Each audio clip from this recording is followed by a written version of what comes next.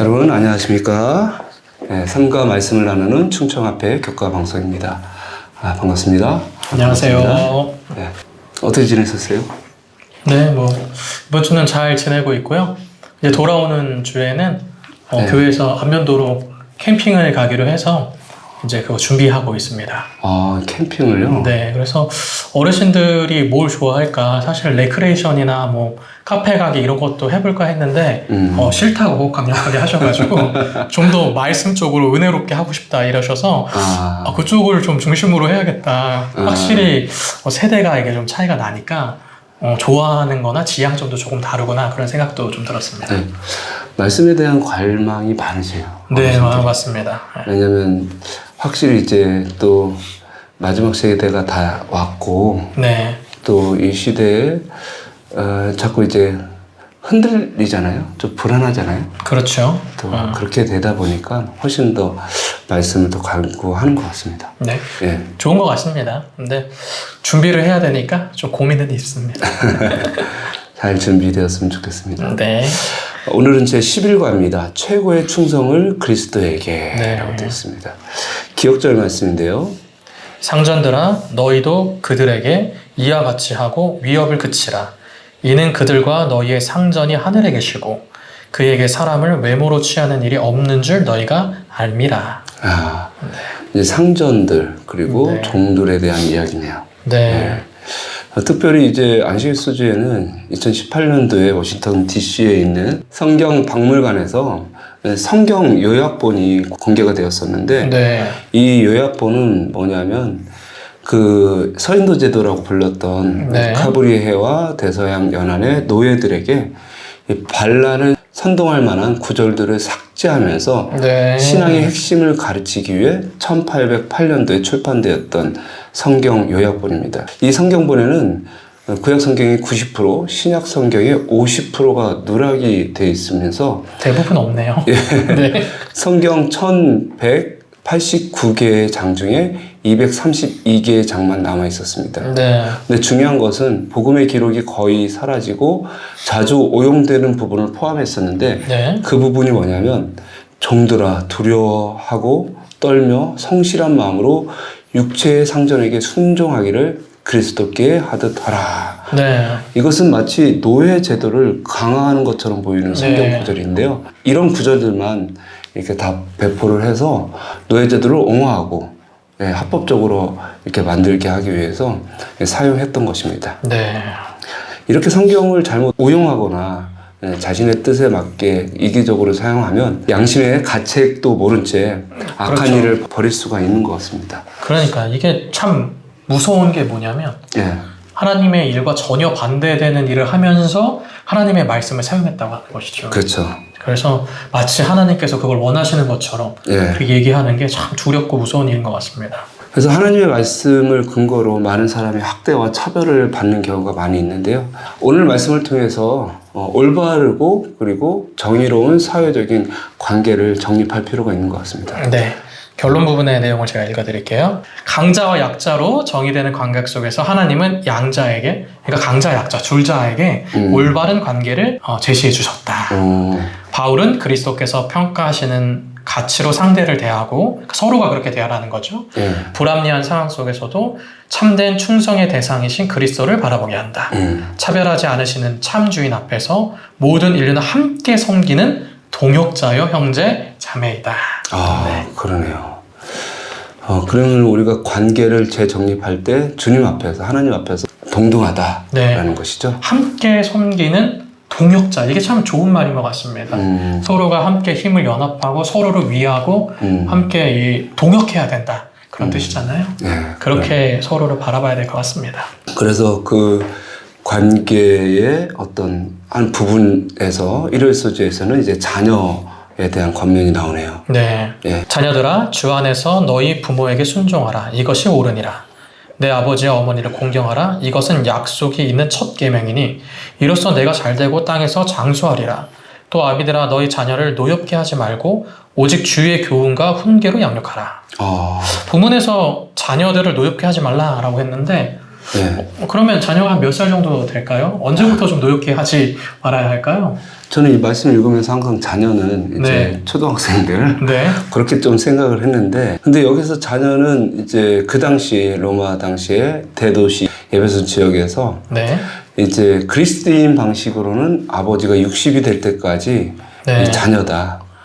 그리고 로마인 방식에서는 아버지가 죽을 때까지 자녀는 아버지의 권위 아래에 있었다. 그래서 그 자녀들은 다 부모의 영향 아래에 있는 것으로 여겨진 것이죠. 그러나 그 자녀들이 이제 어느 정도 성장을 했고, 그리고 자기 앞가림을 할 수 있을 만큼 충분히 장성한 사람이죠. 그렇죠. 그러니까 아이가 아니라고 하는 것입니다. 자녀이지만 또 스스로 뭔가를 할 수 있는 나이. 성인이라는 얘기네요. 성인이죠. 그래서 그리스도의 제자로서 이제 능동적이고 성숙한 가치관을 가지고 부모에게 순종하고 공경하라고 하는 것이죠. 교과는 이렇게 얘기하네요. 순종하라는 바울의 명령은 무조건적인 것이 아니다. 부모의 명령이 그리스도의 명령과 일치하지 않을 경우에는 고통스럽다 할지라도 하나님을 순종하고 그 결과는 하나님께 맡겨야 한다. 그렇죠. 그래서 이 아이가 뭐 무분별하게 그냥 무조건 순종하는 것이 아니라 어떤 판단력을 가지고 부모에게 순종하는데, 그 부모에게 순종하는 이유는 하나님을 순종하기 때문에, 하나님을 경외하기 때문에 부모에게 순종하는 것이죠.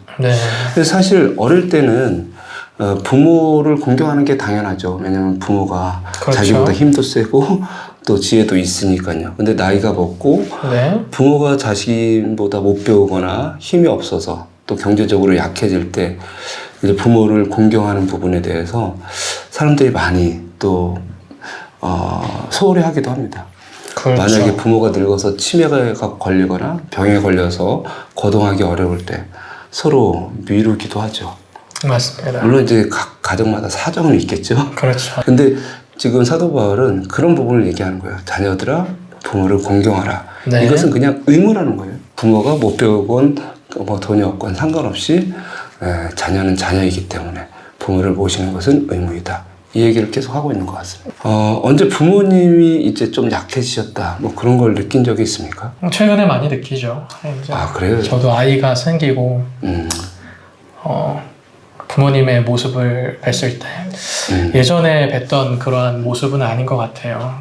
어릴 때는 항상 강하고, 그쵸? 활력이 있고 이렇게 늘 뭔가 지혜 있게 하시던 모습이었다면 이제는 정말 어르신들과 같은, 우리 교회에 계신 뭐 어르신들의 모습이 저희 부모님의 모습에서 똑같이 나타나니까 많이 좀 약해지시는구나, 그런 생각이 들죠. 요즘에 부모님께 뭘 물어보시나요? 안 물어보죠. 그렇죠. 그러니까요. 그런 것이 있는 것 같아요. 근데 조언은 늘 하세요. 묻지 않는데 조언하시죠. 근데 그게 물어보는 게 그 부모님을 모시는 거더라고요. 그게 되게 좋은 거더라고요. 알아도 물어보고, 그리고 그것을 왜 그렇게 말씀하셨을까 다시 한번 생각해보고, 그래서 결국은 우리는 부모님을 공경하고 항상 생각하고 또 의지해야 된다는 것을 이야기하고 있습니다. 오늘 써집니다. 부모를 위한 권면이에요. 이번에는 부모를 위한. 에베소서 6장 4절, 3장 21절 말씀 읽어보겠습니다. 또 아비들아, 너희 자녀를 노엽게 하지 말고 오직 주의 교훈과 훈계로 양육하라. 아비들아, 너희 자녀를 노엽게 하게 말지니 낙심할까 함이라. 그렇죠. 근데 이 자녀를 훈계하다 보면은 때로는 노엽게 하게 또 되고 또 훈계를 넘어서 감정이 격해질 때도 있습니다. 그래서 요즘에는 막 훈계하는 일에 대해서 뭐 방송이나 뭐 심리학자들이나 뭐 정신과 의사들이나 조언을 참 많이 하잖아요. 뭐 체벌에 대해서도 이야기하고. 근데 그렇다고 할지라도 훈계를 사실 안 할 수는 없습니다. 자녀가 올바로 크게 원한다면 무조건 내버려 두는 건 사실 사랑이 아니거든요. 왜냐면 내 아이가 더 올바로 되기를 원한다면 훈계해야 되는 거거든요. 근데 바울 시대에는 이렇게까지 얘기했습니다. 유대문서 시크라에는 이렇게 조언합니다. 이거는 당시의 상황을 고려해서 들으면 되겠습니다. 아들을 사랑하는 자는 자주 채찍질할 것이다. 아이를 애지중지한다면 장차 화근이 될 것이고 함께 놀아주면 당신을 슬프게 만들 것이다. 아들을 징계하고 그의 멍에를 무겁게 하여 그의 뻔뻔함으로 수치를 당하지 않게 하라. 사실은 훈계하라는 이야기죠. 근데 네. 뭐 이렇게 너무 막 채찍질 해야 된다 그런 건 아닌 것 같고요. 옛날 네. 부모님들은 네. 이렇게 얘기했습니다. 선생님들한테 가서 네. 애가 네. 조금 말썽 부리면 혼내주라고 네. 잘 훈계해서 잘 좀 키워달라고 네. 그렇게 말했습니다. 맞아요. 근데 요즘에는 네. 선생님이 한마디 하면은 요즘 그거 참 문제죠. 따라가서 또 이렇게 그러니까요. 우리 아들한테 왜 그러냐고 그렇게 이야기합니다. 뭐 왕의 DNA를 가졌다느니 그런 얘기도 하는데 네. 그러니까 어떤 것이 정말 자녀를 위한 것인지 좀 생각은 해볼 필요가 있어요. 근데 방법론적인 문제는 항상 시대의 상황에 따라서 고려는 해야겠죠. 네. 근데 오늘의 말씀에는 어쨌든 자녀를 노엽게 하지는 말라고 했거든요. 네. 그럼 어떻게 하면 훈계를 하되 자녀를 노엽게 하지 않으면서 또 나의 감정을 드러내지 않으면서 훈계할 수 있을까요? 네. 그리고 본질적인 것인데요. 인간의 마음을 지으신 분은 하나님이시기 때문에 네. 또 뭐 아이의 마음을 그리고 부모의 마음을 딱 이렇게 붙잡고 지혜롭게 할 수 있는 것도 하나님이신 것 같아요. 일단 네. 하나님을 경외하는 마음을 가져야 하는데 여기 에베소 6장 4절을 보시면 자녀를 노엽게 하지 말라는 부정적인 명령에 이어서 네. 주의 교훈과 훈계로 양육하라라고 되어 있습니다. 네. 일단 훈계하기 전에 자녀를 인격적으로 대하는 마음을 가져야 된다. 네. 물론 이것이 이제 그리스도에게서 와야지 이제 가장 좋은 건데 네.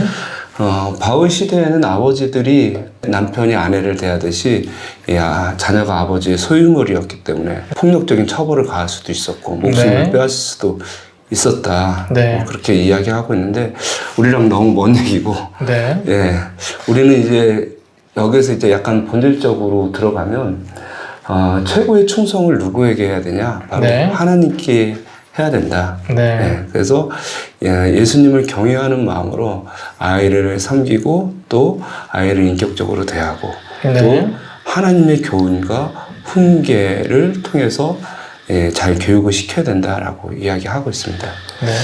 자녀가 하나님께서 주신 선물이잖아요. 맡기신 영혼이고.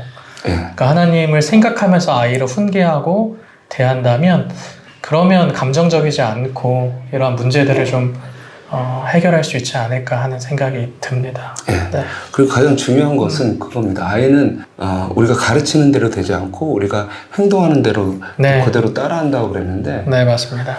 우리가 예수님을 경외하고 네. 또 예수님으로 말미암아 우리 자신이 변화되는 모습을 보여주면 사실 유전적으로 내가 내 아이에게 뭔가 잘못된 것을 물려줬을 때 그것을 고치려고 할 때 고쳐지지 않거든요. 네. 자기도 못 고친 건데. 네, 맞습니다. 근데 자기가 그리스도로 말미암아 그것이 변화됨을 경험한 사람은 이 아이한테 어떻게 변화될 것을 가르쳐 줄 수 있죠. 네. 예수님께 의지해보고 또 예수님께 이걸 맡겨보면 예수님께서 너를 변화시켜 줄 거야 라고 그렇게 말할 수 있을 것 같습니다. 네, 맞습니다. 예. 그 보여주는 대로 아이가 행한다는 게 참 맞는 것 같아요. 예. 저희 첫째 아들이 동생을 대할 때의 모습이 제가 첫째 아들 대할 때 모습과 어쩔 땐 너무 비슷해요. 갑자기 첫째가 막 둘째한테 야 신다운 이거 하지 말라 그랬지? 이렇게 말하거든요. 그 말투가 누구 말투냐? 제 말투거든요. 그게 싫으면 제가 아들한테 잘 말해야겠죠. 맞아요. 맞습니다. 네, 세자녀 지도법에 있는 말씀을 읽어드리겠습니다. 하나님의 말씀 가운데 부모의 가혹함이나 억압 혹은 자식의 불순종을 인정하는 말씀은 하나도 없다. 가정생활과 나라의 정부에 있어서 하나님의 법도는 무한한 사랑의 가슴에서 흘러나온다. 네. 맞습니다. 화해서지인데요. 바울의 노예 제도입니다. 네. 이번에는 이제 종들과 주인의 관계를 설명하고 있습니다. 네. 종들아 두려워하고 떨며 성실한 마음으로 육체의 상전에게 순종하기를 그리스도께 하듯 하라.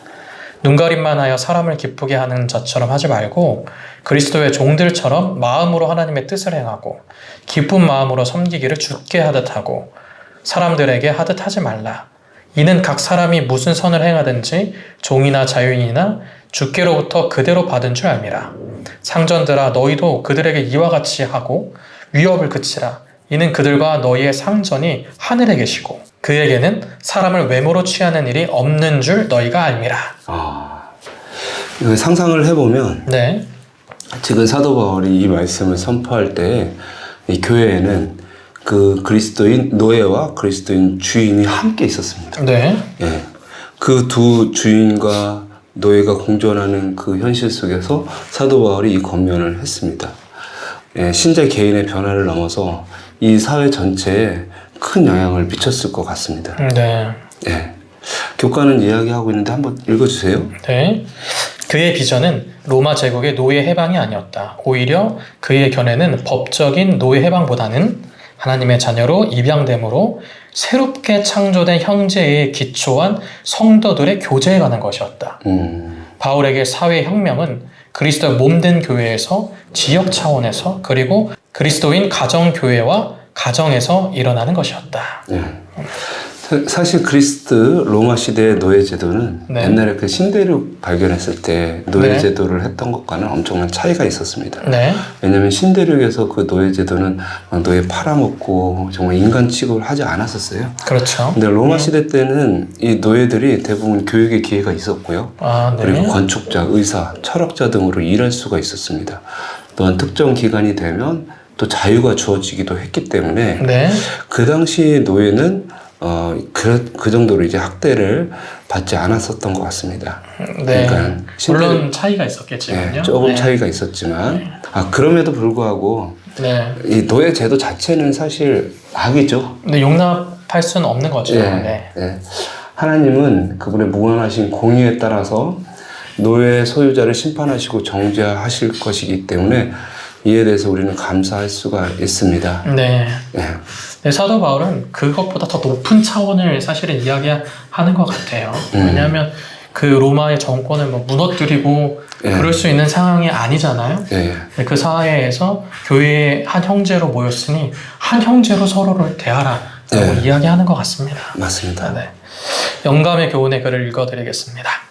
그러나 사도는 바로 노예 제도의 기초를 공격하는 원칙들, 만일 시행된다면 제도 전체를 분명히 무너뜨릴 원칙을 가르쳤다.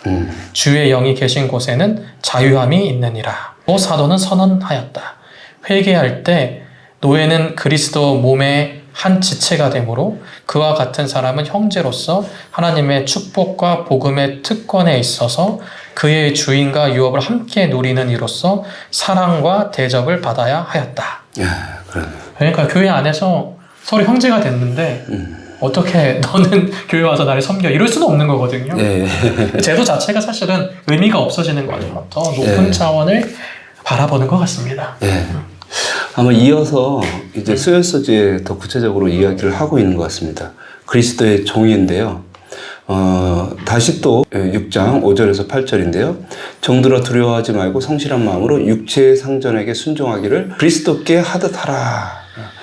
눈가림만 하여 사람을 기쁘게 하는 자처럼 하지 말고 그리스도의 종들처럼 마음으로 하나님의 뜻을 행하라. 이렇게 얘기하고 있습니다. 네. 바울은 그리스도인 종들에게 주인에게 순종하고 마음에서 나오는 최고의 봉사를 하라고 요청을 하지만 네.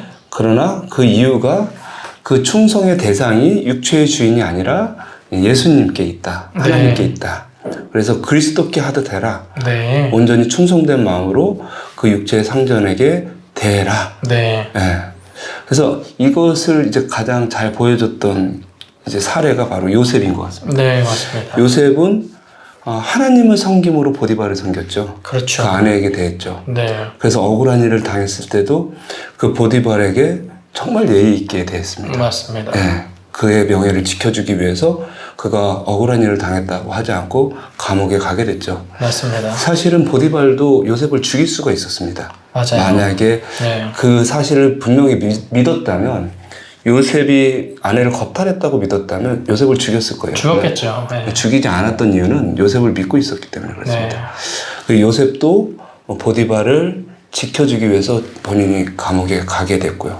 네. 감옥 안에서 관수장에게도 마찬가지였습니다. 네. 그 하나님께 순종함으로 관수장에게 최선을 다해서 억울한 일을 당했지만 최선을 다해서 했었고 또 애구방을 대할 때도 애구방에게 뭔가 콩고물이 떨어졌기 때문에 그에게 충성한 것이 아니라 네. 하나님의 그 뜻과 하나님의 꿈을 분명히 믿었기 때문에 네. 온전히 충성하고 그 모든 곡식을 7년 동안 다 모아서 관리하고 또 네. 7년 후에 또 다 나눠줬죠. 네, 맞습니다. 예, 요셉은 종이었지만 종처럼 안 살았던 것 같아요. 네, 맞습니다. 네. 교과에서는 바울이 그리스도인 종으로 어떤 마음을 가지고 살아야 되는지에 대해서 설명을 네. 하고 있는데 네. 뭐 같은 내용이지만 다시 네. 한번 교과의 내용을 보겠습니다. 네. 네. 교과는 이렇게 정리를 해주고 있습니다. 제가 읽어볼게요.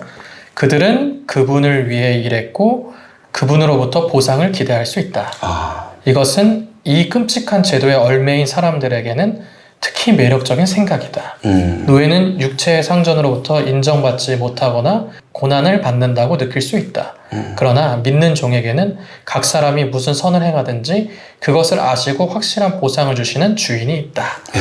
그래서 사실 종이 그 눈앞에 보이는 사람을 위해서 일하는 것이 아니라 더 높은 하늘의 주인이신 하나님을 위해서 또 예수님을 위해서 일한다라고 생각을 하는 거고 또 예. 그분께서는 분명히 각 사람이 일한 대로 갚아준다라고 하는 것을 믿는 것이죠. 네. 아멘. 목요일 소재는 이제 또 반대로 주인에 대해서 나오고 있습니다. 주인. 네. 주인은 어떻게 종들을 대해야 되는지 예, 읽어주세요. 이는 각 사람이 무슨 선을 행하든지 종이나 자유인이나 주께로부터 그대로 받은 줄 알미라. 상전들아 너희도 그들에게 이와 같이 하고 위협을 그치라.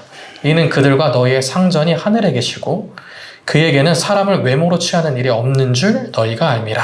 예.